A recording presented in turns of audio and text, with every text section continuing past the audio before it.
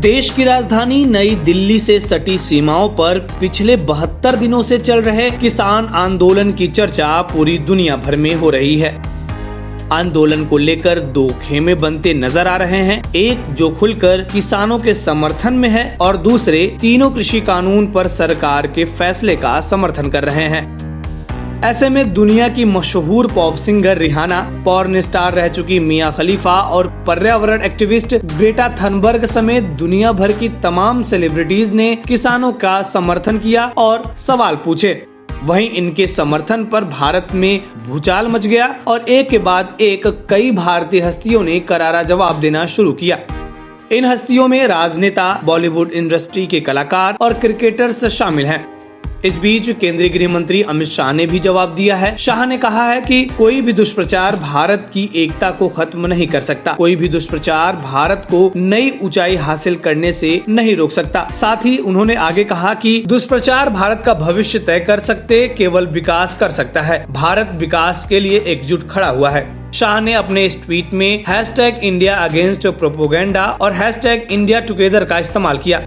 3 फरवरी को इसी हैशटैग के साथ केंद्र सरकार के कई मंत्री ट्वीट करते हुए नजर आए।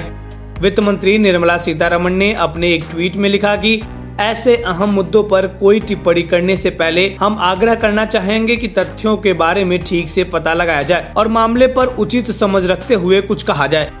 वहीं विदेश मंत्रालय ने भी तीखी प्रतिक्रिया देते हुए कहा है कि कृषि सुधारों के बारे में देश के किसानों के एक बहुत ही छोटे वर्ग की कुछ आपत्तियां हैं। विरोध प्रदर्शन के बारे में टिप्पणी करने की जल्दबाजी से पहले तथ्यों की जांच परख की जानी चाहिए।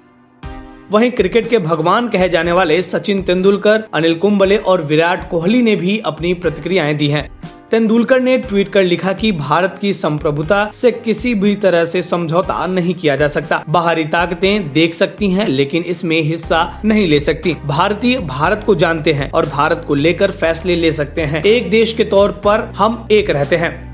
वहीं विराट ने ट्वीट में लिखा कि असहमति के इस वक्त में हम सभी एकजुट रहें। किसान हमारे देश का एक अभिन्न हिस्सा हैं और मुझे यकीन है कि सभी पक्षों के बीच एक सौहार्दपूर्ण समाधान निकल जाएगा ताकि शांति हो और सभी मिलकर आगे बढ़ सके।